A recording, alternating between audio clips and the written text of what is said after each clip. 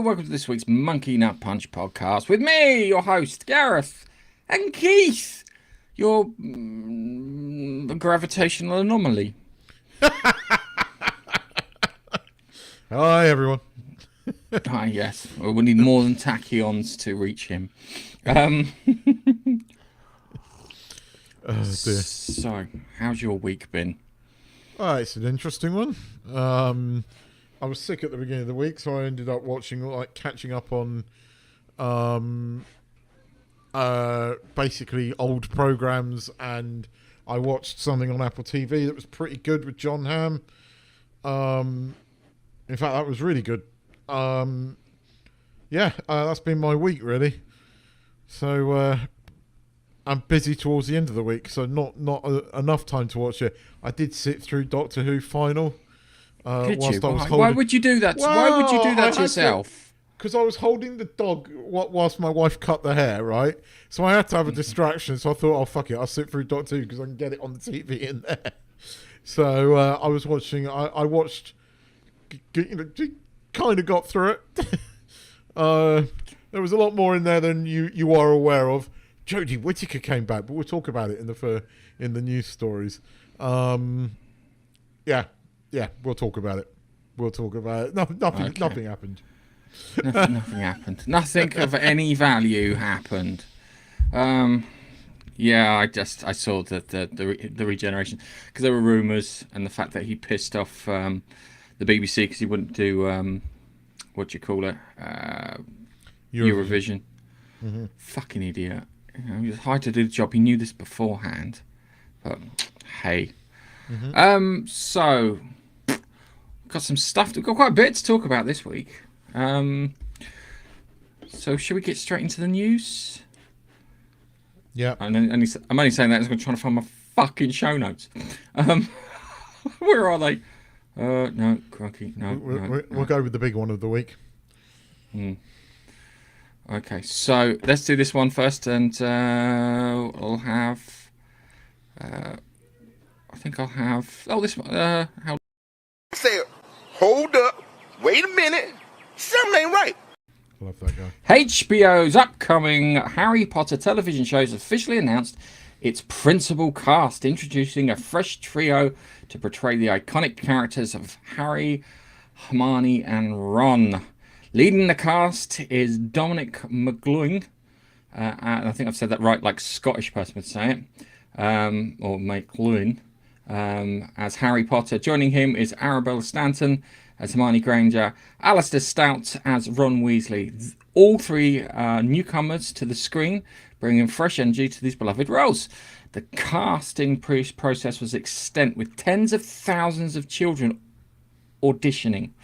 Showrunner Francesca Gardner and director Mark Millard expressed their excitement, stating, "The talents of these unique actors is wonderful to behold, and we can't wait for the world to witness their magic together on screen." So, well, he's ginger. Ron is ginger. I mean, I was utterly shocked. I was like, he's not just ginger; he is properly ginger. He is so ginger. He is. We got a ginger representation. Yeah. We got. I mean, just based upon looks, right? And when I saw this picture, I went, "Yep, that works." I took her sort of. I mean, she's got buck teeth. She's got bushy hair. She's clearly mixed race, right? The only thing that goes through my head is that we always said the character that they're going to change race is Hermione, right? We said that we're going to do that. I didn't really want them to do Ron. Exactly. Hilarious. But think about all of those young kids that went there that didn't have a chance because they had made their minds up before that. This is what annoys me, and they did, right? She's probably going to be really good as Hermione, right? But what else came through the door that we will never ever see because they had already made up their minds before they started? As long as they do what they do in the books, when it comes to book smart, it's Hermione, and when it comes to the Wizarding World, it's Ron. So whenever you ask anything about the Wizarding World, Ron's got the answer. book smart stuff comes from Hermione. That's it. Because that's one thing that pissed me off. I think as the films came on, there are bits, especially when you go through the books, that was Ron's line. Yeah. Yeah. So like the Deathly Hallows is a great example. That's Ron's because he was read that as a child, so he knows that story. So I want to, as long as they keep that in mind, I think we should be fine. They've deliberately been dressed like their characters. The thing I like about the kid playing Hermione is she's a bit tomboyish. She has got the bushy hair, and she has got the buck teeth. As a book description goes, that's it. I mean, it never actually. In fact, right. The thing I've always said was, no, Hermione was not black because she was never depicted as that on the book covers, right? But at the same time, J.K. Rowling never explicitly said she was white in terms of descriptions in the book, right? So the kid works. But right? we And all there's been know a lot of people Hermione, that hang on, hold on. Hermione was a stand-in for J.K. Rowling. She was her self-insert. We know. But she never explicitly described it. I will give her that. Not quite like Snape was described, not quite like Harry was described, and not quite like Ron was. So I have no problem with this kid playing her. I mean, she looks the part. She's slightly tomboyish. She has got the buck teeth, and she has got the bushy hair. Far more so than Emma Watson, actually. And when I first saw this picture, I just went, yep, that works. Yeah. But I do feel that they made their minds up beforehand. You know, when they said that they were doing this, what they said? Progressive casting. That it's bullshit. It's progressive casting. You made up your mind. You needed quotas to tick. But look, she's good. She looks the part. It's just, I know how these bloody casting people thought, and with what they've done with Snape. That's the one thing. That is the one thing there. It's really annoying because actually all the rest of the casting so far has been really good, right? And here's the thing. The rumour is that they've cast Voldemort. And if it's true, right, because initially... If it's true, I think it's going to be quite good. Is it Cillian Murphy? No. Oh, Tom Hiddleston. Yes. That works. Yes, it does. That works. Him and Cillian Murphy would my top picks. I'll be frank with you. So, apparently that's good. I mean, they haven't announced it yet, but apparently he is now the front runner for Voldemort, which works again for me. The guy that they've got for Quirrell in the first one, perfect. You know, Paul Whitehouse as Filch, fucking great. Nick Frost as Hagrid, great. Yeah. Right, these castings have been very good. Despite what everybody says, What's-His-Face is going to be a brilliant Dumbledore. Saw him as Winston Churchill. He can totally play Dumbledore and he will be brilliant at it. It just annoys the fuck out of me because this would have had me excited if they hadn't done what they had done with Snape. Yeah, that's the thing. I would be sitting here bouncing off my seat with excitement right now. Because those kids, I mean... Fuck me! You couldn't get a more ginger kid. It's his brothers. His brothers in school. It was always great because his brothers in school were the popular kids. Yeah, they were like the massively popular kids when they were in school. Yeah, no, it's thingy. So the series aims to be a faithful adaptation of J.K. Rowling's seven novels, each season dedicating to a single book. Filming set to commence later this year with a premiere anticipated in 2026. Rowling herself is involved as executive producer, but we've heard nothing from her, ensuring that the series stays true to the original materials. And we'll follow this story as it goes through. So, yeah. Shall we move on to our next story? She has commented on the cast, the kids, and she says... She looks forward to working with them, and she thinks that they're fantastic. So, I think she had a choice in the kids. Look, as I said, all three of them, they look the part. They do look the part. Some people have given. I do feel sorry for the kid that's playing Hermione because she's going to get shit, and I have seen some of it on Facebook. It's real, right? But it's there. What? Well, It's there because people are already wound up about Snape. So people going, oh look, they've race cast another freaking character, and there's been a lot of that this week, and I've seen it, right? But it's because of what they did with Snape. They've set that kid up, right? If they cast Snape as faithfully as was, this wouldn't be a problem. But to me, I mean, I was arguing, look, to me, as I keep going back to buck teeth, bushy hair, bomb, that's Hermione. As long as she can be a bit bossy and a bit, when she at first, then works for me. And she played Matilda on stage. So I know somebody that saw her and said, yeah, she'll work as Hermione. So when she was playing Matilda, so that's really got my Slytherin hat on. Appropriate. Anyway, let's go on to our next story, and I think this one will do. Women, know your limits.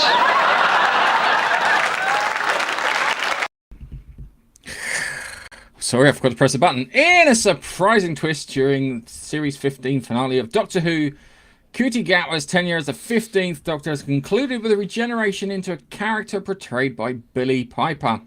This marks an historic moment as Piper, previously known for her companion Rose Tyler, to become the first actor to transition from companion to Doctor. While the BBC has not officially confirmed Piper's role as the 16th Doctor, the episode closes with with the phrase "introducing Billie Piper." We know who she fucking is. We watched Doctor Who, suggesting a significant new chapter in the series. What the fuck are you doing? Please.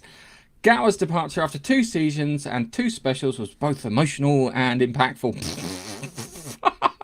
Reflecting on his time in the role, he acknowledged that the physical and emotional demands of portraying the Doctor and expressed gratitude for the opportunity opportunity to bring representation to the iconic character.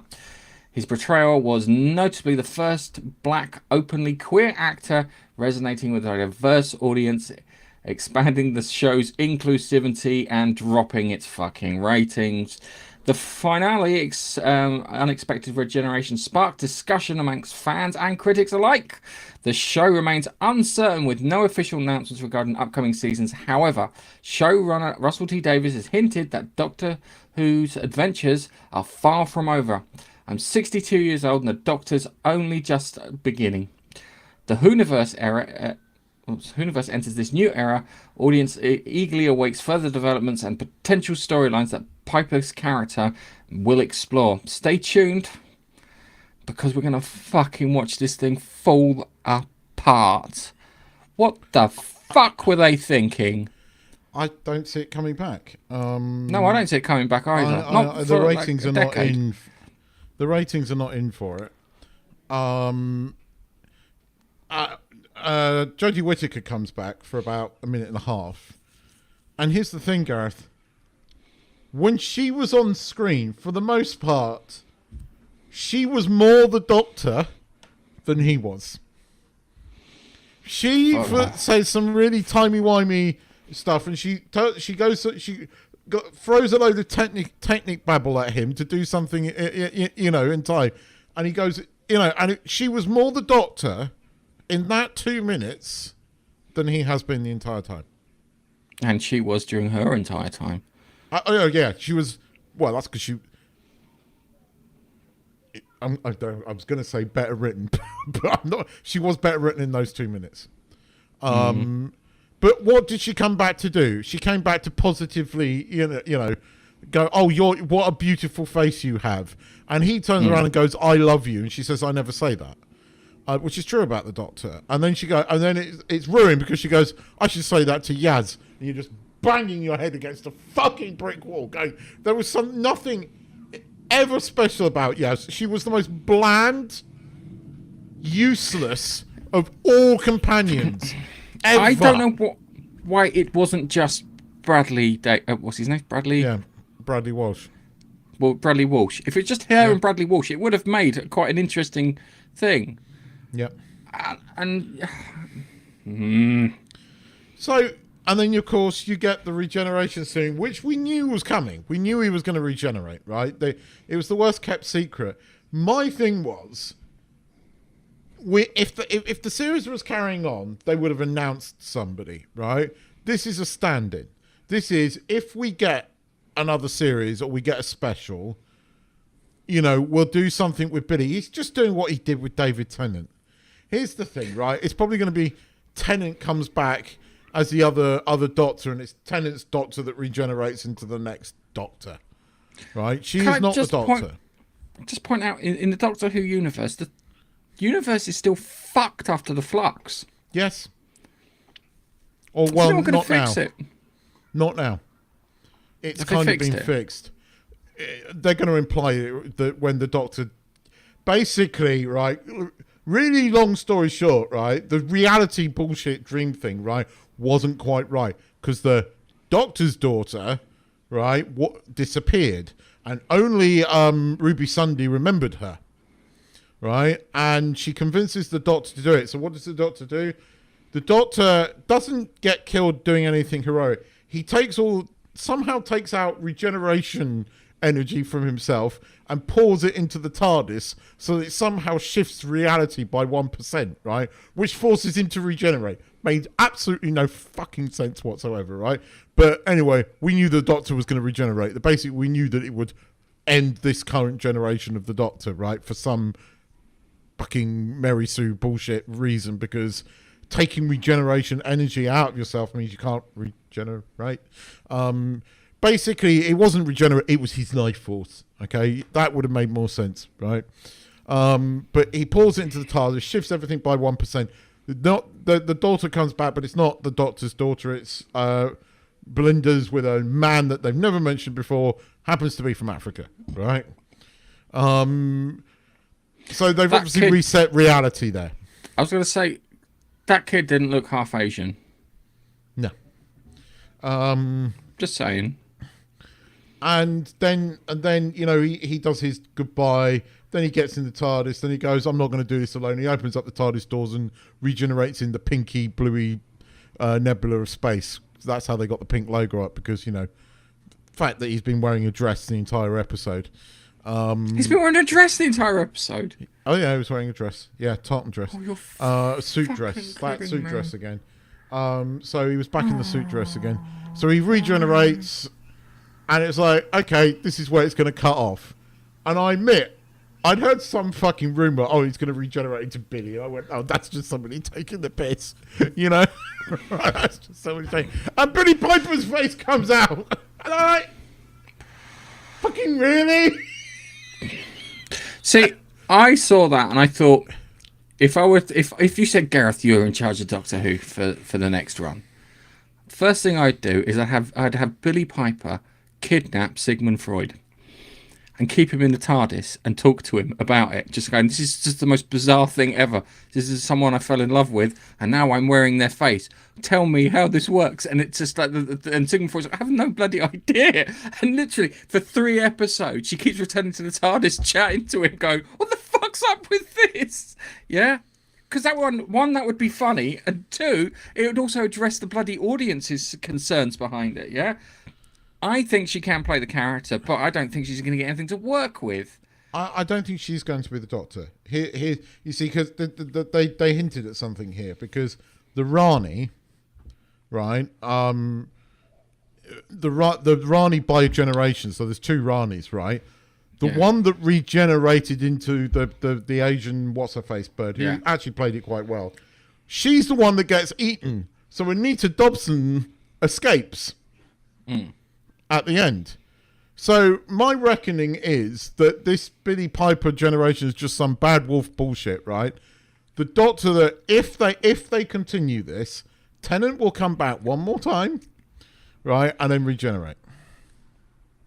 Because Rose was back in this, as in trans Rose, right? Fuck me. Because, and here's the thing, right? I loved it. It was so cliche, right?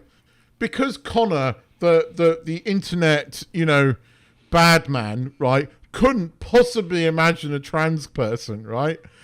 she only blips back into existence when normal time leaks through, right? And they even say, because Connor couldn't possibly imagine you. I'm like, oh God.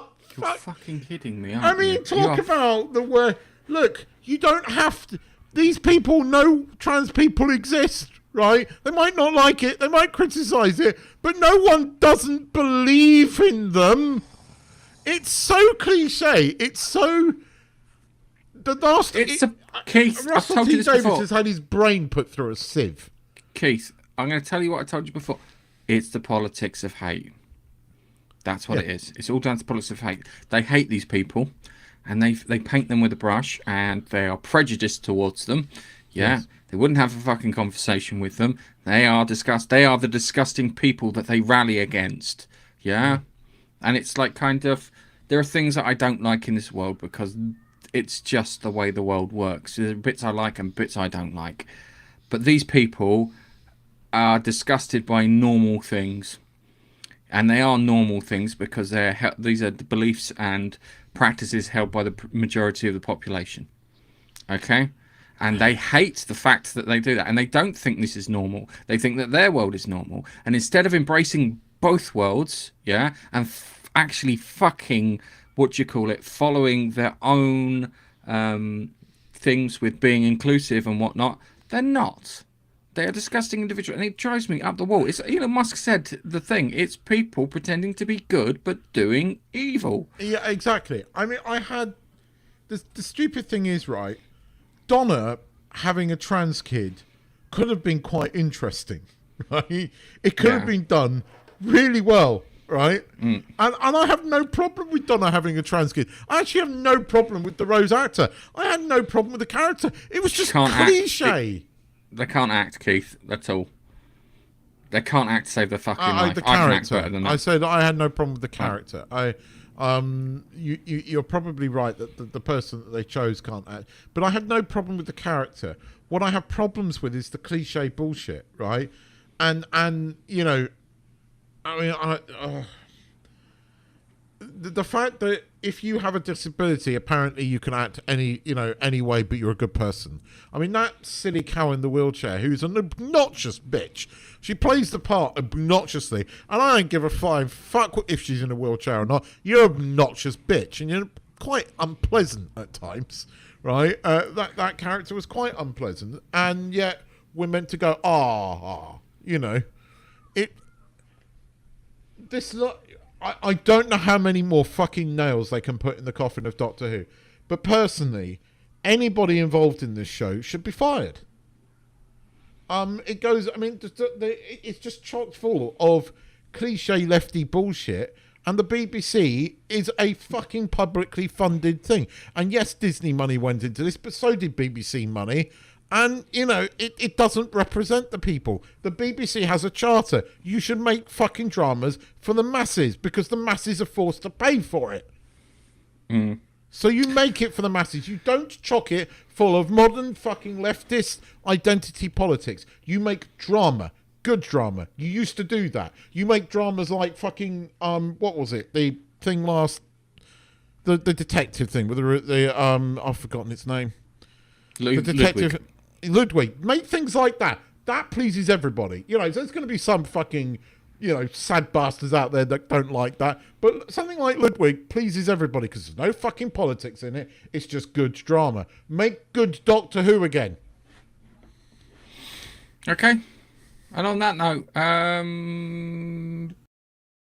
a chicken in and make her name it gay! Talking about Disney. A recent fan theory suggests that let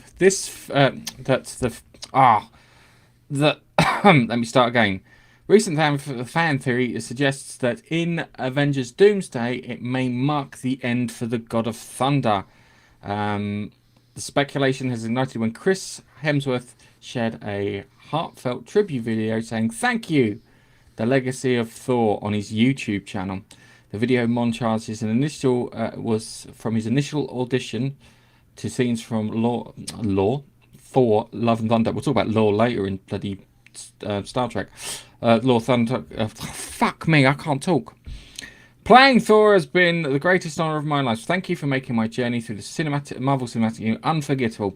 Next up, Doomsday. This led fans to ponder whether Hemsworth is signalling a farewell to his iconic role. Comments on social media platforms like Reddit, X, formerly known as Twitter, reflect the sentiment, with fans expressing concern, coining terms like Thor shadowing to describe the situation. Fuck me, I hate the internet sometimes. Adding to the intrigue, Avengers Doomsday boasts a star-studded cast, including Rob Downey Jr. returning as a formidable villain, Doctor Doom, and will feature appearances from characters across the MCU, Fantastic Four, and X-Men universes. The film was directed by the Russo brothers, known for their work on Avengers, Infinity War, and Endgame. Whilst there's no official confirmation about Thor's fate, the combination of Hemsworth's tribute and the film's high stakes has certainly fueled speculation. Whether this marks the end of Thor or a new chapter, fans are eagerly waiting more information. So, have you heard the theory about the logos, the Avengers logos? Nope. So on the Avengers logos, you'll notice like a circle or a half circle on there. Mm-hmm. And the circle and half circle indicates whether the good guys or the bad guys win. Yeah? Did you hear that? No, I hadn't heard this. So I don't think he's dying in Doomsday. I think he's dying in Secret Wars. What? Tom Hiddleston's put something out as well about this, and there's been obviously some coordinated social media thing to get people talking. But I wouldn't blame Chris Hemsworth if he wanted to leave the role. I mean, they've basically de-emasculated him. Emasculated him. Emasculated him. And they're... Emasculated. Emasculated. Sorry, yeah. That's what I meant. Demasculated him. Well, they completely fucking turned him into a pussy. Cut his balls off. And cut his balls... Well, they did. And I mean, that god-awful last movie. I mean, what the fuck were Feige and Disney thinking with that? Thor is... I mean, look, no one liked that movie, right? No one liked that movie. And they didn't like what you did to Thor in Endgame, right? No offense. Again, I say this. He's a bit of a sex, what was it? Women icon. Love him. Yeah. Sex pest. Yeah, well, he is that, apparently. But women love him. And they turned him into a complete wuss. Why? I mean, you know, he was meant to be a strong, very male character who does sort of walk in and slap his beard out on bars, and that acts a bit like, you know, that's Thor. Thor was the god of thunder. He was a Norse god. He was a Viking. He was very, very fucking male, right? And they turned him... And Hemsworth, when he first started playing that role, was exactly that. Right? You know, muscly, very handsome-looking chap, man's man, you know, and they completely fucking turned him into a pussy. And it just... And the last movie was shit. If it's true, I wouldn't blame it. I think you might be right. I think Thor will probably be in Secret Wars, but I think they might kill him because they're stupid. Because they don't learn from their mistakes. So I'm going to see if I can find the... let me just see. So... So I was just trying to see if I could find the Avengers logo theory. If I can get them all up. Maybe I can find it. Maybe it's something for next week. Just need to find... Oh, can I get a list of the Avengers logos? No, you can't do that for me. Fuck you, internet. I'll just see if I can find that. But it was an interesting thing. Anyway, well, I'll try and see if I can find something for next week for that one. So... I don't think he'll die in Doomsday. I think he'll die in Secret Wars. He'll die first act. Secret Wars will be the end of the first act. So, but yeah, I like Thor. Thor's a good character. Shame that they buggered him up. And on that note, yeah. Oh no! What happened? Oh no! How terrible! That's just awful. How terrible. Oh no. Christopher McQuarrie, co-writer and producer of Top Gun Maverick, has confirmed that the storyline for Top Gun 3 is already in the bag. In a recent appearance on the Happy, Sad, Confused podcast, McQuarrie revealed that he's crafting a plot crafting the plot was unexpected, straightforward, thanks to a compelling pitch from fellow writer Aaron Kruger. He emphasized that the action sequences are integral to the emotional core of the story. Fuck me, my mouth is not working today. It's integral. The emotional core of the story is paramount. It's not action, it's emotion. McQuarrie stated, highlighting the franchise's focus on character-driven narratives. Tom Cruise will reprise his role as Pete. Is he Pete? He's Pete Maverick Mitchell. Pete! It's not Peter. He's echoed McQuarrie's sentiments in an interview with Australian. Echo, fuck off! I've got to find the story of the word echo in it every week. Yes, you have. It doesn't help when I'm online and I'm playing. One of the people in our group is called Echo, and I say her name and that thing kicks off. Anyway, what was I? Sentiments in an interview with Australia Today. Cruise mentioned the discussion ongoing for both Top Gun 3 and his sequel to his 1990s film Days of Thunder. He expressed enthusiasm about exploring new stories and possibilities within these beloved universe. Glenn Plow, who portrayed Lieutenant Jake Hangman Sorrentis in Top Gun Maverick, is also hinted at his return. In a 2024 interview, Powell teased that he had a date, though it was unclear whether he was referring to production schedule or his character or storyline. Powell's rising stars, bolstered by recent roles in Anyone But You, Hitman, and Twisters, makes his return to the cockpit highly anticipated. While specific plot details remain under wraps, the creative team is committed to delivering a film that balances high-octane aerial sequences with profound emotional arcs. I enjoyed Top Gun too. I really enjoyed the return of Top Gun. Genuinely, it was a fucking good film. It was complete nonsense, but it was a great cinematic experience. It was a worthy follow-up. It did a good thing. It didn't try to compete with the previous movie. It honoured the first movie. Right. And I think it was a good story. One thing that really knocked me in that, is they go up against a Russian fighter, and it goes in front of him and spins around like this, And my first reaction is guns. Perfect. Broadside. You're going to fucking hit that thing easy. Just game over. No one's going to pull that maneuver. Apparently, the Cobra maneuver? Yeah. The first plane to do that was a Swedish Draken. It was being chased by two MiGs, and it did that to get behind them. And that was the first time it was ever used to outfox an enemy. But these days, everything is over the horizon, so it's not going to be very interesting dogfight-wise. So it's like kind of, I've got a blip on my radar, press the button, he's gone. That's what's going to be.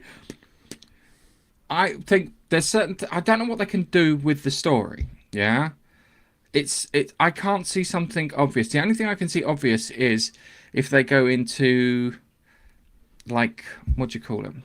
Drones taking pilots' jobs away. That's one thing, and it could be, well, we modelled it all off of Maverick's flying style or something along those lines. That would be interesting, but that's not emotional. That doesn't fit with emotion. I don't know where the story goes. That's my thing. It's a very valid point. I hope they do nail the story down. But I enjoyed the second film, and whilst Cruise can still make films like this, he absolutely should. But apparently he's making I don't know where he's meant to be making all these films though. I mean, he's meant to be making a film where he's going up into space. He's meant to be making a film. He's meant to be making Top Gun 3. He's meant to be making a Days of Thunder sequel. He's meant to be making all these goddamn three films, and I don't know where they go. I would like to see a Top Gun 3, but you're right. I think the story has to work, and right now I don't see where it goes unless it starts coming into the modern world, which is probably a bad idea. They could go into North Korea. Unknown nation tries to invade island of other unknown nation. Just saying. Or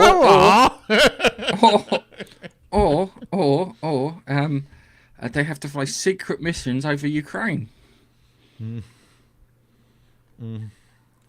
they're going to do something. I mean, hopefully it will be. But it looks like they are going to make a Top Gun 3. I mean, it's been muted for a couple of years, so. I think they announced something a couple of months after it was massive success in cinema. Oh, it's huge. They would. So yeah, it makes sense. Anything that passes $1 billion mark's getting a sequel. That's a fact. Yeah. Poor fucking Disney. Anyway, on that note, let's go on to our next story. My name is Jeff. I just like that one. So we've got some interesting insights from the Marvel Cinematic Universe. David Tennant, renowned for his role as Doctor fucking Who and Kilgrave in Jessica Jones, has recently shared an interest in portraying Reed Richards, also known as Mr. Fantastic, in the upcoming film Fantastic Four: First Steps. However, the role ultimately went for Pedro Pascal. David, you're a bit fucking late, mate. Yeah, they filmed it, they've edited it, they put special effects in together, and they're redoing it again. I heard he auditioned for it. Pardon? I thought he auditioned for it. I have no idea. That's Speaking at MCN Comic Con in London, Tennant expressed his admiration for the character and his enthusiasm to play the role. He acknowledged the casting decisions started. They'd gone a very different direction, as he praised Pascal as Mr. Fantastic in every sense of the word. I'll be honest with you, fuck off, Pedro Pascal. I'm tired of seeing your face. I'm actually sick of you. You've done what Jim Carrey did back in the late 90s, where he was fucking everywhere and everyone was sick of him after a while. Tennant graciously highlighted the camaraderie with the acting community, especially when it comes to iconic roles in other major franchises. The Fantastic Four's First Step, set to release July 25th, 2025. It'll feature a star-studded cast, including Vanessa Redgrave as Sue Storm. It's going to be a Sue Storm film. Joseph Quinn as Johnny Storm. Ebon Mosk-Backrack as Ben Grimm, who's not going to be in it that much, apparently. And the film aims to revitalise the franchise with a fresh take and highly anticipated by the fans worldwide. It's going to be a fucking disaster from what I've heard. They did test screenings of it. And Galactus is taken down by Sue Storm and the Lady Silver Surfer. So that girl boss stuff, the MCU, you lent right into it, you fucking idiot. You've been warned about it for like almost a decade. What's that, 8 years? You lent right into it. Like plums. Like fucking plums. They just went, no, we're going to go right into it. We know, storyline-wise, the Silver Surfer turns against Galactus to stop him from consuming the Earth, yeah? And he gets banished to the Earth, yeah? He gets to keep his powers, but he's not allowed to leave the solar system, all right? That's what we were told in the stories, or the ones that I read as a kid. But you got Silver Smurfette, yeah? So she's going to take her down, and then you got Sue Storm, yeah? There should be all four of them, like they did in those Fox ones, because you got to the end of the Fox film, all four of them worked together. They worked out that working independently from each other wasn't getting fucking results, so they worked together at the end and they beat Doctor Doom. Yeah, all of them together, because that's what they're supposed to do. That's what it's supposed to be. It's supposed to be like fucking teamwork and family and this, that, and the other. But no, they cannot do that. So now they're panicking because Superman looks like a much better film, even though it's got space monkeys in it on Twitter. Right? Fucking space monkeys on Twitter. Seriously. And I'm not joking. Apparently it's been going through reshoots to dial down the goofiness. Apparently it's too goofy. That's Superman. Superman. Okay. Yeah. No, so that makes sense. Superman needs to be a bit more of a Yeah. This has gone through reshoots because, yes, the initial ending has gone down like a lead balloon, and they are changing it. This was rushed through, so this is not like this is a script that's been around for 3 or 4 years. This was rushed through as a result of Marvel going down the toilet. The new Avengers Thunderbolts is a financial flop. It's out of cinemas. The changing it to the new Avengers did not work because they're not the Avengers. And Marvel needs to learn that. What you should have done, Marvel, is recast the characters if you couldn't convince them to come back. You have convinced them to come back, but it's too late. You dicked around with a really stupid, convoluted mirror universe plot that was never actually going to work, and then your lead character gets banged. Your lead bad guy gets banged up or done for assault, so you had to drop it. It's because you switched from talented people to casting your directors. This obsession with diversity and DUI has done nothing but destroy you.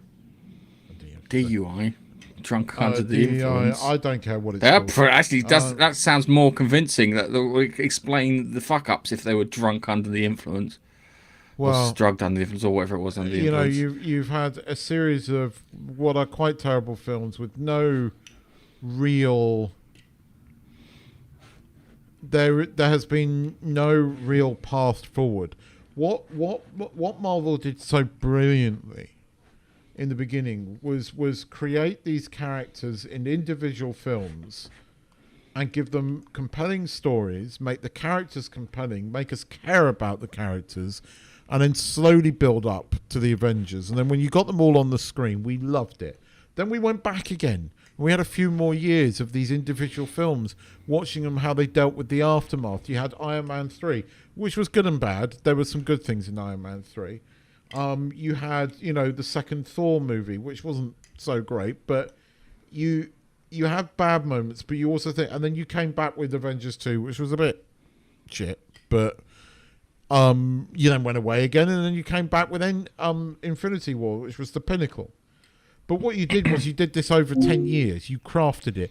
But you had a goal. You had a place where you were going to. Now, you knew that this was going to end with Endgame.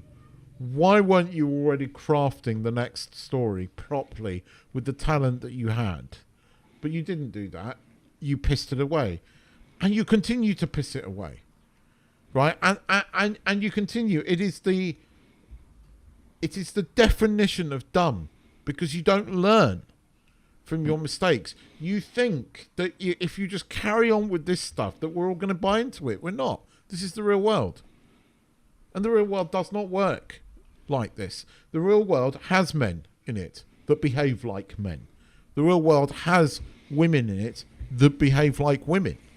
Right? The real world does have gay and homosexual people in it. It does have trans people in it, and those people, for the most part, get along in Western countries where, for the most part, we're brought up to behave decently, right? But you think that every white-blooded male out there is a toxic, masculine, anti-gay, anti-trans person. You immediately think that. You look at me and you go, "Oh, he's anti-trans, he's anti-gay." You don't see that's Keith, and that's what you chock your films full of.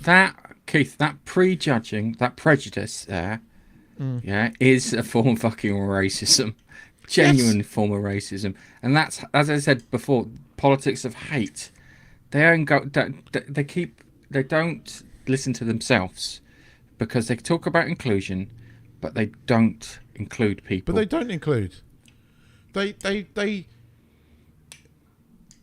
have destroyed. They seem to have a quest against masculinity. If you behave like a man, you're toxic. You're not allowed anything anymore. You've got to. even fucking Sky Sports, the bastion of big tits and fucking toxic masculinity, has now got more female presenters. And you can't just watch football anymore, which is I don't get me wrong. There's women's football out there, and I respect that, but you can't have your own thing anymore. Men can't have their own thing anymore. You know what? When it comes to watching football, it's really simple. All I want, is the camera and the noise of the fucking crowd. I don't want a commentator over the top of it. And Sky always had the option to turn the commentary off when you had the red button. Learn about nuclear weapons. Press the red button. But it's stupid. They are until they're some are figuring it out. But I heard a great phrase that Hollywood is going to become the new Detroit. Yes, it's already on its way. I think it's already on its way. So there was some other examples too. So they talking about doing filming and stuff. Yeah, so they do filming stuff in the UK and in Canada and in Australia because they get a 25% rebate on the thing for bringing in the work. Yeah, all they have to do in the UK is declare it for tax reasons, so we know what happened. Yeah. Now, apparently, when you film in California, you have to go through a fucking metric ton of permits to do stuff. Yeah, so they had this guy. I heard a story about this guy who's like a grip or whatever it is in charge of like the cabling and sparky bits, and all he has to do is flip a switch. He's like, no, you need a specialist to flip the switch. But he is a specialist. Oh yeah. Yeah, we figured out. We wrote the fucking RAMs, the risk and method statements. Yeah, and he's fine to do it. So we followed the rules, and you're now telling me I have to get one person to flip a fucking switch. They've destroyed their own industry. They've destroyed their own industry.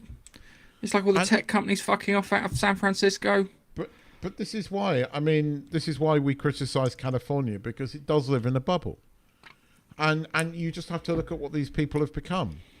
I mean, Kevin Smith used to be a really cool geek guy that everybody got on with. Now he's become a Californian up his own arse, living in a bubble, doesn't realise the rest of the world exists. Right? And he's brought his kid up there, so his daughter has become a narcissistic Californian girl. And you just watch them, you go, ugh. Right? And that's not what Kevin Smith was 20 years ago. And this is what California does to you. Right? Hollywood is going to burn. There is no stopping it because these people don't learn. These people don't realise that there's a real world. The world, for the most part, is decent. Most people are decent. Right? They have morals. We've been brought up with morals. There are dicks out there and all sorts of stuff, but the most part, the world is decent. If you believe, I truly think that these people think they are a minority that are good, and they truly believe the world is not decent, and it's simply not true. Right? I don't know anybody that's really bigoted. I don't know anybody that is truly racist. I don't know anybody that's truly is homophobic. I don't know people like that. They're not that many of them, but these people have you believe that are everywhere, and it's just simply not the case, right? There are people I disagree with. I have friends that I disagree with at times, but essentially, most people are inherently decent. Yeah, right? But these friends who you disagree with a lot. Sorry, that's because you're wrong and I'm right, but that's neither here or there. No, you fucking not. It's good to disagree. It is good. It's good to argue. We've lost the ability to argue. I always find it like strange. Yeah. So there's a gay guy at work that I work with. Yeah, and he had to have his in-laws stay over. Doesn't matter if you're gay or straight. Having your fucking in-laws stay over is something like, oh God, no. I feel for you. I really fucking feel for you. And it's just weird because it's like. Anyway, let's go. I know, but we share thingy, but Marvel and Disney and these companies are just not learning. We're fed up of having this fake stuff because we know it's fake. We know it's based on hate. We feel it. You are attacking us. You are attacking your audiences, What fucking idiot business attacks its customers and then expects them to spend money? It's the very fucking definition of stupid and arrogant. Yeah. Let's have some comments. Yeah. We've got quite a few comments. I think it's people chatting amongst themselves. But so Chuck gets the gold star this week for being in first, followed by Angel. Hey, buddy. So yes, he's hopefully he's sitting by a pool, drinking alcohol, reading something interesting. But yes, it's like this. Who's this mystery person? And it's like kind of this stupid game. So yeah, Laurie, Keith.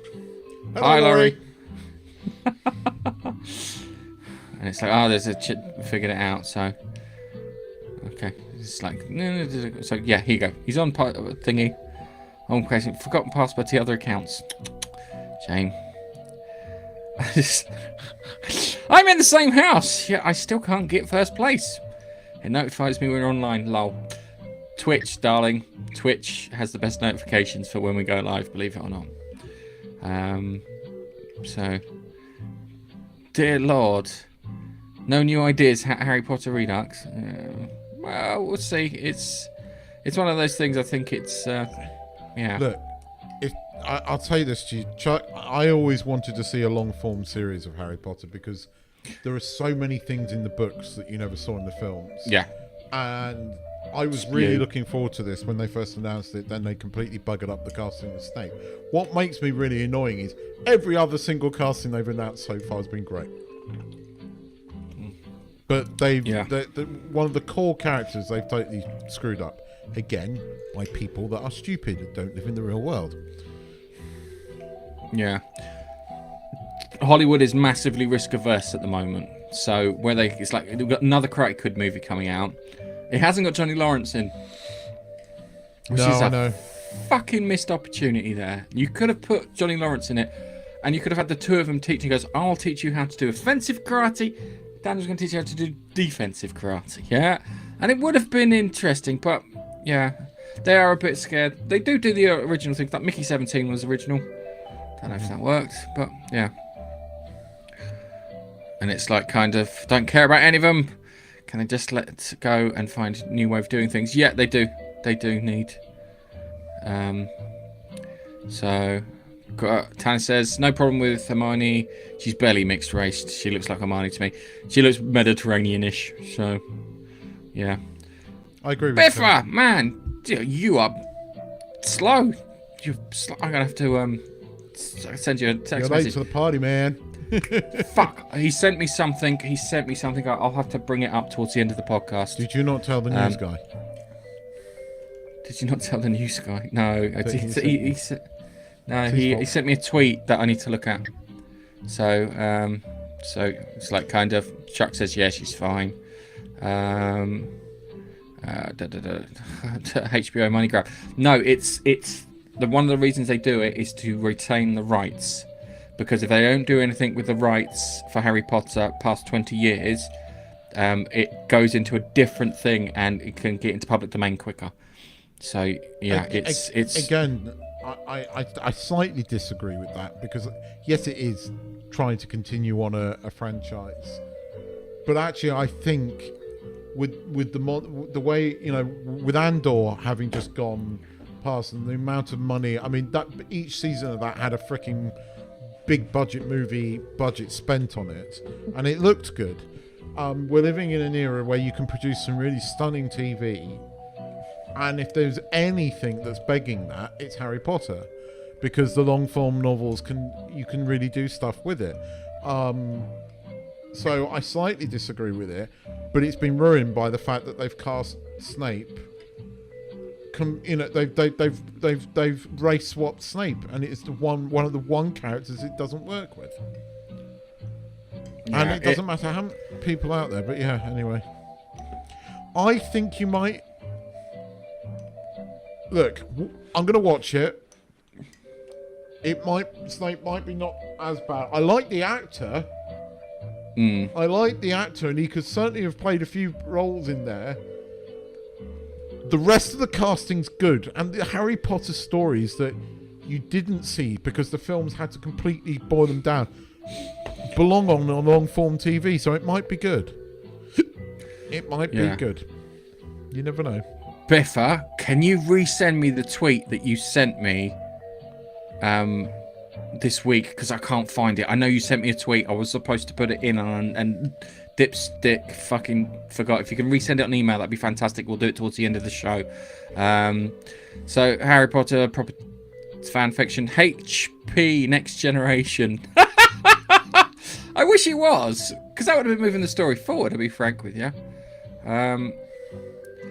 Yeah, we're big Harry Potter fans, and Tanith, when she goes out for a run, listens to the Harry Potter audiobooks, which I think she's gone through about 6 times to my knowledge, and probably got halfway through Order of the Phoenix running to Windsor. I share your love of them. I'm with you on it. I'm a big Harry Potter fan. I'm not going to lie. It is that was next when it comes to like Star Wars and bits. I enjoyed the play in the New York Village a few years ago. Shit. I always thought the play was kind of fan fiction, but I heard on stage it was quite good. So yeah. Steve, hi Steve. Hey Steve. Can't get a second first time. You can. Well, It's funny because on certain people's Twitch channels, you can get like a little award for being first. I have no idea how to set that up on YouTube.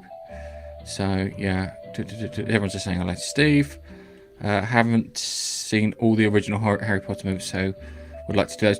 Do the Harry Potter movies. They're worth it. They're really good films. How dare they not cast a 42-year-old man that auditioned for a Marnie role? I'm triggered.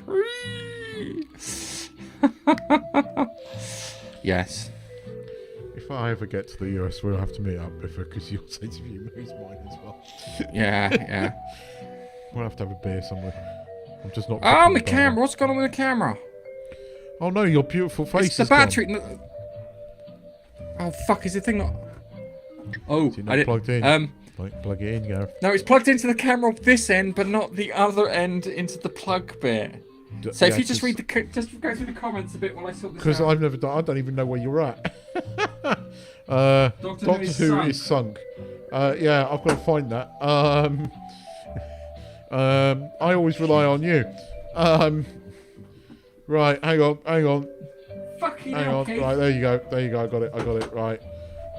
Chuck says, Doctor Who, I haven't watched it since I was a kid in the early 80s. It was epic. 4, already Tom Baker, and of course Leela. Oh, Leela. Oh, yeah. No, Perry. Well, Perry's the one to go to. Trust me, she was the one to go to. Is Perry with the cleavage? Was it Perry with the cleavage? Yep. Perry was the one where you went, oh. I know Leela was pretty hot as well, if I remember rightly. Yeah, she was. Leela was pretty hot as well. I think I've busted my cable. I have to get a new one. Oops. So let's.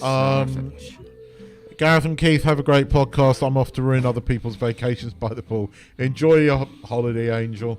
Biffa says, Top Gun 2, enemy was Russian. I thought it was China. Hello, China. No, it was Russia. It was Russia. The jets Top Gun 3 movie plot. Tom Cruise versus aliens. No, crossed over with a remake of Independence Day. Tom Cruise as the Ukrainian ghost of Kiev. They could do that. Pedro Pascal, Fantastic Four reminds me Gomez Adams. Brilliant. It's funny because Raoul What's-His-Mush would have done a better Reed Richards, I think. Kevin Smith became a Disney shill when he liked The Last Jedi. Yeah, that's absolutely true. He was invited onto the set. Of course he was going to like the film. He was a shill the minute he walked in there. The Last Jedi changed how many movie fans see Hollywood and storytelling. Yes, it did. It's gone downhill from there. The Last Jedi ruined Star Wars. At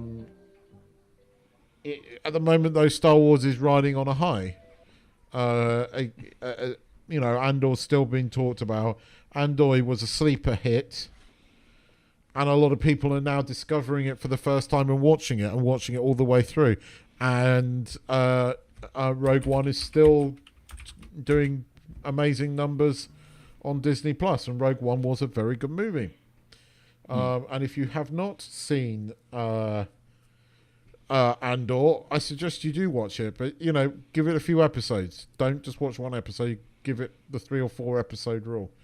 But anyway, yes, thank you for the comments. Yeah, Tanith went and watched Andor, and she was like, I need to go and watch the Star Wars films because she enjoyed Andor so much. Yeah. And then she watched Phantom Menace. Went, this is really kiddie. It's really kiddie. Anyway, we got a trailer to watch. We got quite a lot. I think I've bust my charge cable.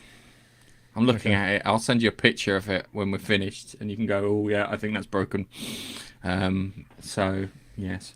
So we got our first trailer, which is Stranger Things. So will it give us anything exciting? That night, all the time. Bit Goonies sounding. The night it came for you.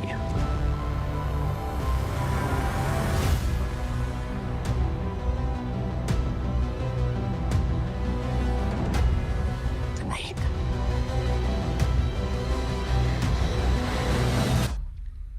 All of this started.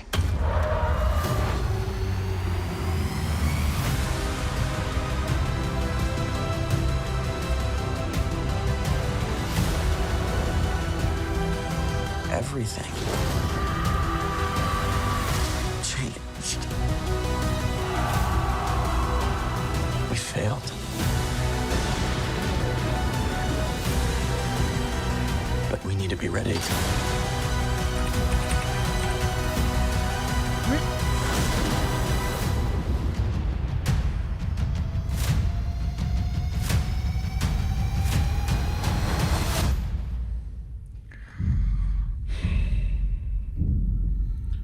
How many bloody years has it been since the Stranger Things 4? The amount of time that they've taken in between to release these things is ridiculous. And it's great. I'm really excited about it. But fuck me, they're all old by now. I mean, he looks like he should be in a care home. It's so long since fucking... How old is Stranger Things 1? Like 15 years ago? I'm surprised they didn't go Stranger Things 5, 6, and 7. Yeah. Because it's like, we got 7 seasons. Just really, right, first off, you've made us wait fucking long enough for this Netflix. Stop dicking around making us wait a fucking month longer, right? And then another week for New Year. So you're going to really, what you're going to do is you're going to do exactly what you did with 5. You're going to release all the fucking episodes except the last 2. Right, then you're going to release that on Christmas and New Year's. Fuck off, Netflix. Release the whole lot. It's the same bullshit they're doing with fucking Clarkson's Farm with Prime Video. Just release it. Oh, that got on my tits. Because I watched it expecting 4 episodes and I didn't get the 4 episodes. Yeah, you got one till Friday. I need to share this story with you because this is epic greatness. This is what Biffa sent me. I think he sent me a tweet originally and then did this.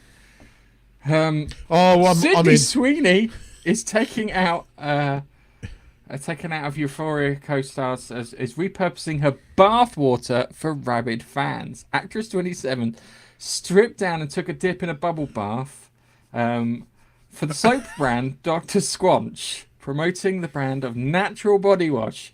She's now taking the eco-friendly route with the customers, packaging up the same suds from the ad into a brand new product that is called Bathwater Bliss. Where do I buy it? Amazon, believe it or not. Well, Dr. Squanch probably .com. Limited bar soap is formulated with exfoliating sand, pine bark extracts, as well as a splash of Sweeney's soap that channels 2 of the best places on earth. Let's go outdoors. It's outdoors in Sydney Sweeney's bathtub. Press release, a new brand. I like Dr. Swan's scope. The problem is I look at it and I usually buy it because it sounds like food. So you've got like a rum barrel something, and it sounds like you could eat it. So I bought a pack a while back. I had issues buying it from the sites, but they have like Star Wars themed soaps. Have you seen that? No. So they have like That Star sounds Wars themed soaps and bits. So it's like You're My Only Soap. It's got things like that. So hang on a second. Let me see if I can bring up Amazon and find it. But of course, sorry, she's doing men's naturals. Men's. I fucking love Sydney Sweeney. She just doesn't give a shit, does she? She knows what she's doing. She's making lots of money, and she is fucking hot, and she doesn't care, and she's not letting Hollywood take her down for it, and I love it. And I'm not going to buy her bathwater, but I love the idea. Sydney's bathwater bliss, although the soap, I like the idea of. Brilliant. Yeah, no, but the thing is, I said I do like the Dr. Squanch soaps because they do smell nice. Hang on a second. Get one. So they've got like this here, Dark Side Scrub. Dark Side Scrub, brilliant. And so it's like Dark Side Scrub, and then you've got Ruthless Rinse. It's an advert for fucking Dr. Swanch here, yeah. And there's the one I was telling you about. You're My Only Hope soap. We've also got like a Yoda one there. So it's like Wisdom Wash. Wisdom Wash. They should have called it Wash Wisdom. Mr. Beat there. But yeah, it's I like the soaps, and it does remind me of someone. I think her name was Belle Delphine, who did the similar thing, but she was selling actual bath water. And the worst thing is people were drinking it. I heard rumours that people were actually drinking the bath water. There are some strange people out there. That's a fucking understatement. Right, what's our next? I think I sent you 3 trailers, didn't I, this week? No, you sent me 2 trailers. 3. Did you send me 3? Let me just check. No, you sent me 2 trailers. Oh, no, you did send me a 3rd trailer. Hang on a second. I didn't even put it in the fucking notes. My bad. It's alright. I forgot bloody Biff's story, so, yes. Let me... I could have sent you more. There were more trailers, but I picked out 3 that I thought were the ones we would be... we've had a lot of trailers this week. Yeah. This one I had interests determined me. that the memory of my evils should die with me.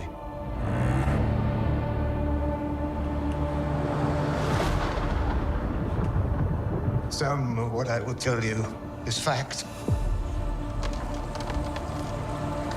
Some is not. But it is all true. What manner of creature is that?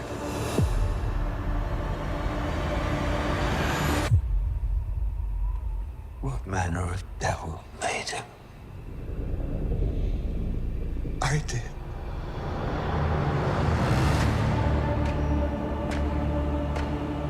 I had a vision. An idea took shape in my mind. Inevitable. Unavoidable.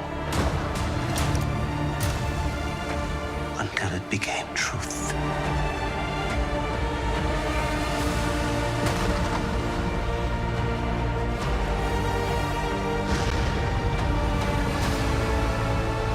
When they say the Thor, they mean the last week in October. Okay. Well, obviously, because it happens. In seeking life,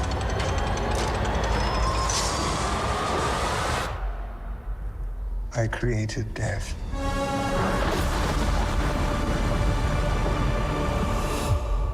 Ooh.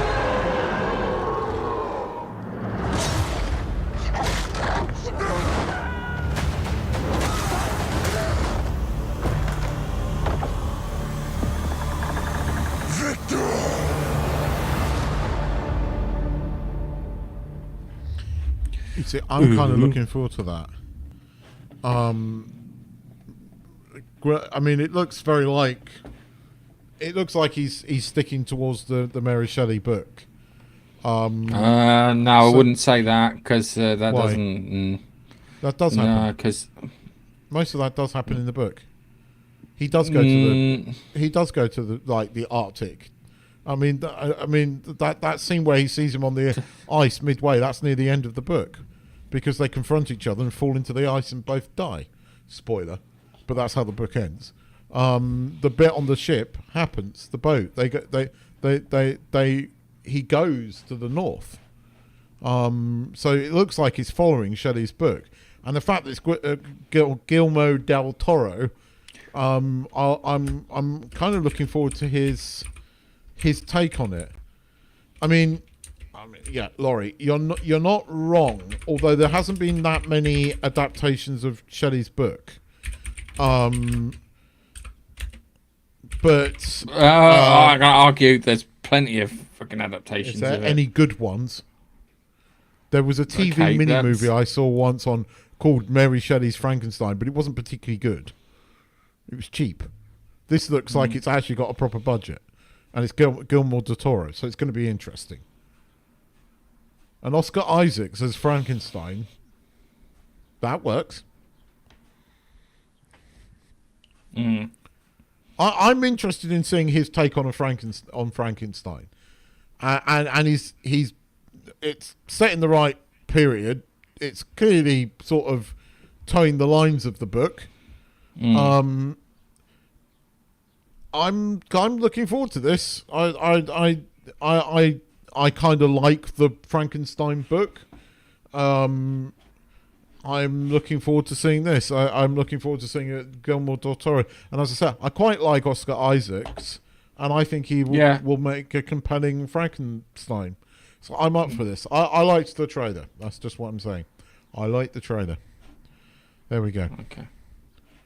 All right, so let's go for our other trailer, which is Skid Games.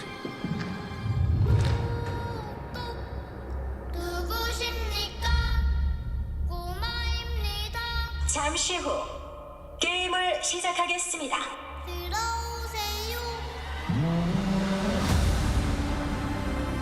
왜 날 안 죽였어?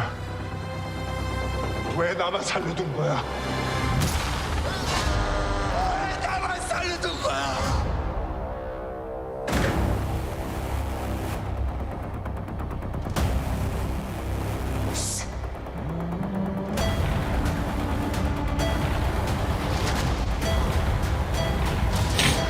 Jump rope to death.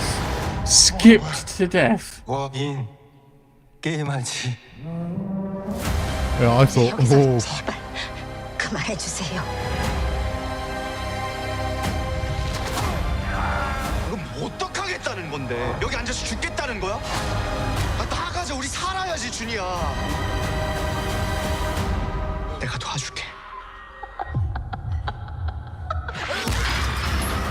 하나, 둘, 셋.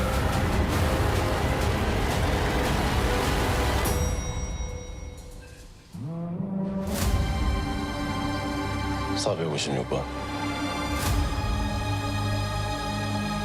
This reminds me of the Traitors. 아직도 사람을 믿나?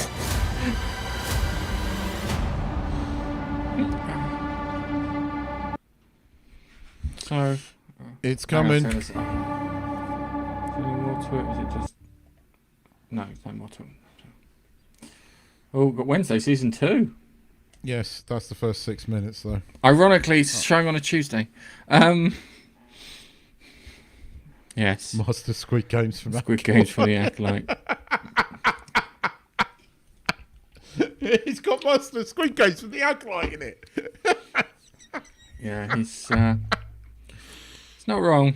It looks good. Yeah, I mean, all three of those trailers.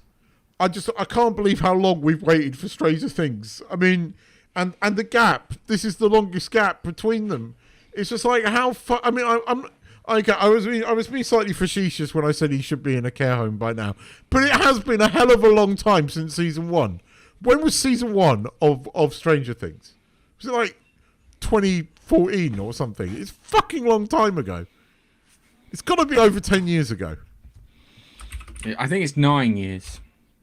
I thought it was over 10 years ago now. I think it's 9. I think you're close, but I think you're just slightly out. What year? It was, come on, 2016. So 2025, 9 years ago. So, okay, well done. It feels longer than that. And it feels like a long time since... Definitely for 5 fucking seasons, 10 years. Yeah. This is the problem with streaming. It doesn't do it properly. Don't get this with the network TV, and I'm hoping that Mobland finished recently. Oh, did you have the season final? Is it the season final today? Right. Okay. Is it going to get a season 2, or is this so? It's got there's room. There's room for season 2. They've set things up all ready for season 2. Because he let her, I haven't seen the season final yet. He let her go last week. He let the cop go, and I was like, ooh. You know, I didn't see Harry doing that. And he let her go. No, so no. Harry had a reason to let the cop go. Okay. Harry got her. We got her, and Toby Jones is, what's his name? Tattersall, the detective. Toby Jones is so good at playing creepy fucking bad guys. It's annoying because I've seen him play really nice people too, but he does creepy bad guys really, really well. He is a great actor, Toby Jones. I mean, he is a character actor, and he can play both. I mean, he was brilliant in the Post Office drama. I love him in the Detectorists. I love that. I love that comedy series. It's so harmless, and yet it's very adult, and it has some brilliant. It uses the word "cunt" in brilliant ways, and it's Toby Jones that does it. You know, this genteel man. I can't remember the episode where he just turns around and goes, "He's such a cunt." That just had me spit my water out. If you've never seen The Detectorists, it's one of my favourite. It is very, very English, but it's brilliant. It genuinely is. And the thing is, I know people like it. I know people like it. That's the thing. I know people like it. It's so English. But Mobland, I've really, really fucking enjoyed. I genuinely have loved it. And even last week's episode where he's about to where Pierce Brosnan is about to, you know, go absolutely doolally at her, and then he hears the police sirens, and he's about to brilliant. So, no, sit down like nothing's happening. And I love how the fact that everyone's criticising Pierce Brosnan's accent. Oh, he does some like he is Irish. They're saying, "Oh, it's a fake accent." The dude's Irish. He even puts it as a bit where he's having a chat with Kevin, and he does some gestures that I've only ever seen Irish people do. Yeah, there's a couple of gestures. You've got this weird kind of. If you've ever been in proximity to an angry Irish man, a proper Irish man, they have these certain things that they do, and he does something there, and I'm like, I was amazed. But it's I loved it. It's absolutely fucking brilliant. I'm going to sit down and rewatch the end with Tennant later, maybe. Clarkson's Farm. I've been loving it actually. I love Clarkson's Farm anyway. I mean, it is what it is. We've got more of it. I'm finding it's interesting watching the internal story of the pub come true. It again brilliantly shows up how shitty that local council is, and there's lots of local councils like it. I am very opinionated when it comes to local councils. We have a lot of What do we have? What do we call them? Not moderators. What do we call the off sort of things? What do they do? They like off regulators. Regulate. Yeah. Well, yeah. They check on things. Local councils don't have those checks, and they absolutely fucking should. They are full of opinionated people that get their own way, and yeah, you're seeing this with Clarkson, and you see it in Clarkson Farm, and it's real. You see those two council guys that really want to do the business, and then Oxfordshire Council steps in and completely screws it because they've made up their minds. And this is what local councils are like. They are not. They are meant to be non-biased, and they're very biased. But I loved. I've enjoyed it again. I can't believe he bought another fucking Lamborghini. He's such a child. They fixed it though, and it's got like the sat nav tracking on it, so he could use the thingy rather than the guide wheel. But after all those tractors, but yeah, look, I mean, I like the banter. I like the characters. I even liked Caleb's replacement. She was great, and she comes back in this episode with the cows, which made me laugh. I like the fact that the female cow was trying to bonk the bull, but again, it also, yeah, you have to have bulls in fields, right? In order to mate with your cows, right? You have to allow public footpaths through these fields, but you're not allowed to put danger bull. You just have to put bull in the field. It is fucking ridiculous what farmers have to go through. It is utterly fucking ridiculous that you can't put danger bull because that makes them liable. Only in the UK. I'm loving Clarkson's Farm. I love every season of it. I don't know why it's such compelling viewing, but it is. It's one of those things that farming for people it's just like a dark art that fucking happens over there in the fields, and we don't get to see much of like construction or manufacture and stuff like that. These things happen to make things happen. So to get your food to your table or to build your building, all these things go through and happen, and they have to go through so much pain. And it's like it's not just, it's funny because it's not just British farmers who have to go through this shit. European farmers have to go through it. I know the Dutch farmers have to go through it. I know the American farmers have to go through all this crap. Yeah, American farmers, it's a bit fucking worse because they wind up putting in GMOs, and that's, the crop is technically owned by the company making the GMO. So it's nice to see that. You know that everyone's driven past a farm. Everyone had a farmyard book as a kid, but seeing it, I do like the fact that he is trying to support the local farmers in his area, and trying to make sure that they get paid and they get sorted out and their produce gets sold. I like that. Yeah, that's a really good thing to do, kind of acting in that kind of a community kind of leader and getting things sorted. Because it is difficult for these people. Yeah, and I've got cousins who are more into farming than I would be, and it's hard work. Admittedly, some of the tools that they've got, yeah, like the fucking combine harvester and the tractor for digging fields and whatnot, makes life a hell of a lot bloody easier. So instead of having like a couple hundred farm hands doing the work, you've just got one guy in a tractor.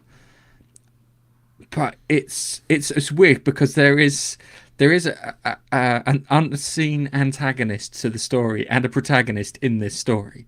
So Jeremy Clarkson is being the what do you call it, the protagonist in the story, and you're right, the council and the government and the weather, yeah, are all his antagonists. He has to deal with all of these things here, and everyone knows the British weather's shite, yeah, and it wasn't the wettest. I checked the rainfall chart. The one that they talked about in 1874 was the wettest period in UK farming history. And it's good. I like the fact that you had him having a chat with James May on the thing about the pubs. So when he's buying a pub, he goes, what do you need to tell about doing a pub? Because you have to get thatching. Because you're going to lose money on this, lose money on this, lose money on this, lose money on this. And he's literally going through all these things here. And it then just fades to black like he'd been talking to him for 12 hours. I like the little thing he put about James Blunt, pop midget. I love that. I just look at the bottom corner, it says pop midget as he's chatting away to James Blunt. I also liked when he got to Richard Hammond to decorate his tractor, and he's just like kind of goes, everything has gone over budget. Because why break with the trend? Let's see if we can actually damage your bank balance like that. And he goes, oh, fuck off like that. And it's quite nice that, and the fact that he's using the Grand Tour tent for the bit, that's just genius, because it's like that's a bit of television memorabilia kind of things to interact with. And it is weird that it's just a show about a man running a farm not very well and trying to survive, and it's thoroughly fucking entertaining, more entertaining than most scripted dramas. Yes, I find that amazing. Yeah. And you see, I can't believe Amazon were going to cancel it at one point when Clarkson opened his mouth out about somebody that now most people would actually agree with him about, which is the funny fucking thing. The funny thing is, I don't think Amazon were going to cancel him. I think Amazon would just no. I don't think. I think what they were going to do is just go, let's just wait for this to blow over, and everything will be fine. The rumor is that they were going to cancel, and he was quite outspoken about it. But because season 3 did so well, right? Season 3 was one of the highest non-scripted shows. It was one of the best performing prime shows of all time, right? They had no excuse. The thing is, right? People like Clarkson, right? And you know, it was a minority of people. You got your charging cable working. It was a minority of people. Magic. It was a minority of people that criticised Clarkson because they don't like him. I loved the fact. I fucking loved the bit in the episode when he was talking to all those people. He goes, "Yeah, I got one of my best fucking friends. I had one of my best mates, fucking Piers Morgan." I love that. I love that fact because Clarkson famously punched Morgan once. And, you know, all these people that if you know who Piers Morgan is, you completely have sympathy with Jeremy Clarkson. Because there is not a single human being alive, I don't think, that's not wanted to punch Piers Morgan at one point. He's definitely a dick. And it's weird how times have changed that I find myself agreeing with him with stuff. Oh, I know. It's scary, isn't it? Pats, what the fuck happened there? It is scary. When everyone said the world ended when they switched on the Hadron Collider, that might have fucking actually happened. It's definitely screwed around with the world. But I know I'm loving Clarkson's Farm, and we've got 2 episodes left. So, and we have a season 5. There's no word on a season 6 yet, but we definitely have a season 5, which is marvelous. Excellent. So. Should we talk about your least favourite Next Generation episode then? All right. So I'm going to start off with what I think the Borg are and what the Borg should never be. Yeah? The Borg, as described by Q, it's quite simple. They're not interested in you. They don't want a conversation. They're interested in your ship and your technology. They're going to take your ship and technology, yeah? And there's not much you can do about it, all right? They will fuck you over. All right, they're not. You get a warning from them. Yeah, power down. We're gonna fucking invade your ship. Yeah, resistance is futile. Yeah, that's as much conversation as you're gonna get out of the Borg. Yeah, they should be at a level that their comprehension and their understanding of everything is they're like giants for all intents and purposes. Yeah, never liked the idea of the Borg Queen. Yeah, I always thought that the Borg should have been just a disparate collection of cubes on their own. Yeah. So making the Borg talk, making the Borg like comic Saturday morning cartoon villains, it's not really my fucking bag. I want them to be scary. I want them to be this unstoppable, unknowable force. Yeah. And the annoying thing is, at the end of Descent, you could have fixed it very easily. Yeah? And you know how you fixed to the end of Descent? You have a Borg cube turn up, wipes out their vessels, and wipes out the settlement, and that was it. Boom. All gone. Like they were a disease or a mistake that needed dealing with. What I did like about this was Crusher was a really good captain. Yes. She went back to a previous episode. She went, hang on a second. In a previous episode, we found a way of staying in a star's corona. Do you remember that? Was it just me? We'll fix that. Yeah. And she did that. And it was like, wow. And then she was like, the other person, what was it? Ensign wet behind the ears was like, kind of, we could, what do you call it? We could kick off a solar flare or something and get them. And it was like, yeah, let's do that. The guy who was the tactical officer, he looked like a fucking Cardassian without the makeup on. Yes. And I just want to say, because I'm looking at it, I think he's probably, yeah, you're right. I think he has been a Cardassian with the makeup on. So I didn't like the Borg in it. Law. I don't know if this is the weakest I've seen Law. It would have been, it would have been really good if it had got to the end of the episode. All right, 2 things that could have made it really good, yeah? 1, yeah, everything's gone to shit. So what do you call it? Law calls in that crystalline tree thing. Yeah, that would have been good. That would have been a twist at the end, and he then uses that to escape. Would have been interesting. There's so many things. I don't want my unstoppable enemy all of a sudden developing conscience. It removes the mystique from them. I like that idea of this unknowable thing, and it's like, you're fucked when this. Now we're screwed. I know what you mean by this, because the thing that you see, I apply the analogy, the similar thing to the Weeping Angels, right, in Doctor Who. In Blink, they are, and still are, one of Doctor Who's most scariest monsters, because it's completely psychological, right? Mm-hmm. It's all psychological. The minute he showed them moving in another episode, it weakened Flesh and Stone. It made them less scary. And I agree with you about this in the Borg. It's the same thing. I still love Blink as an episode because it's all in your head. And with the Borg, again, not knowing about them, it's all in your head. The minute they start talking, I agree with you. But this was a continuation of the Hugh episode. But I fucking hate the Hugh episode. Sorry. Yeah, I know you did. You have been consistent with your dislike of that for years, Gareth. It was also that and the Darmok Enchilado video. I hate that one. Everyone quotes that one. I fucking hate it when people quote that. Darmok Enchilado over the fucking waves and towards the taco restaurant where we were going to get dinner. I always hated those ones. They're the ones that got on my tits. There are certain ones in Next Generations that we have selectively forgotten. Planet Africa with Tasha Yar fighting in the first season. Not good. The one where they're barely wearing any clothes on that settlement where Wesley Crusher kills some flowers and gets put to death for it. Yeah, those ones that are selectively forgotten but still there back in the psyche. So yeah, it's the least of my favourite 2 parts. As I said, you could have took 2 things towards the end.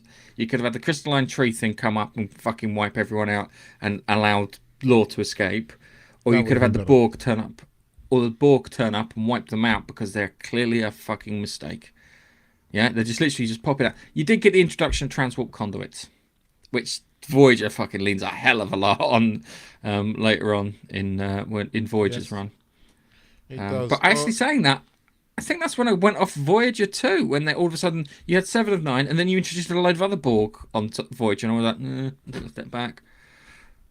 So, well, I mean, Voyager made the Borg dangerous again, but we've got 2 interesting episodes coming up next. Gambit. Oh, is that the one that explains why everyone in the Star Trek universe looks human? No, the Gambit's the one where Picard sort of becomes runs a group of outlaws. He infiltrates, and they're looking for some ancient technology. Yeah, and it's run by the guy who was in Buck Rogers. The ship is. That was a single episode. No, I'm sure it's longer. Oh, God.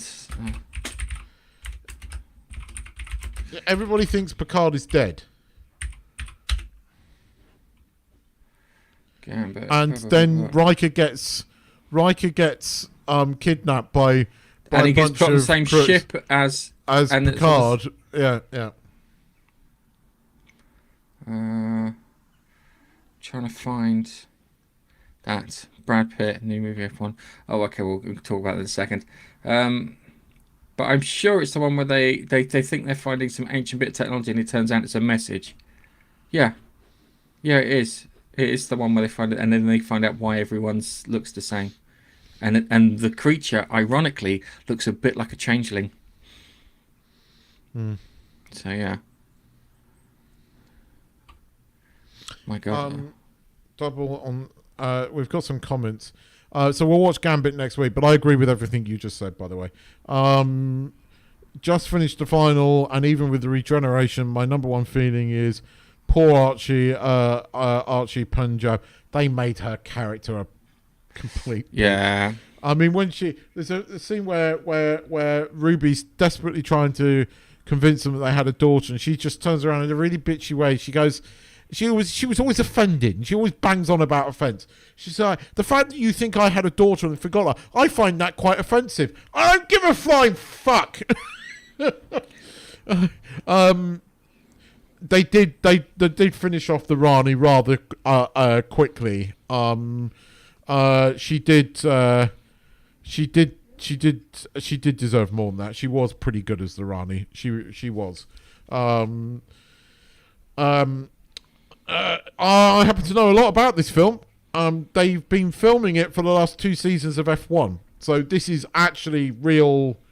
A lot of the footage in the film was filmed at race weekends. So they were like paying for teams to put their cars in, and they're using footage from real F1 races. I think this film looks interesting, and as an F1 fan, I shall definitely be going and seeing it. Have you noticed the comment from Chuck, the last one we've got in the pipeline there? The bigger the better, the tighter the... Okay, Chuck. I'm just... But yeah, F1 looks good. The F1 movie looks bloody good, but it's actually been filmed with F1. It's been filmed in... It's all done around F1. It's not a movie that's been made. The guys that own F1 have put money into this film, so it's all been done in collaboration with the real F1. So this is the closest thing you'll ever see to real F1 in a film, and I can't wait for it. I'm really looking forward to it. So, and what a season! If you're an F1 fan, this season's been amazing. Max Verstappen crashed into somebody on purpose in the race just before we came on air. Got 10-second penalty because he's a child. It makes for good fucking spectation. Anyway, I think we should put a bow on this, dude. Yes, I think we should too. Thank you very much for watching. Thank you very much for listening. Thank you for your comments. And we will see you next week.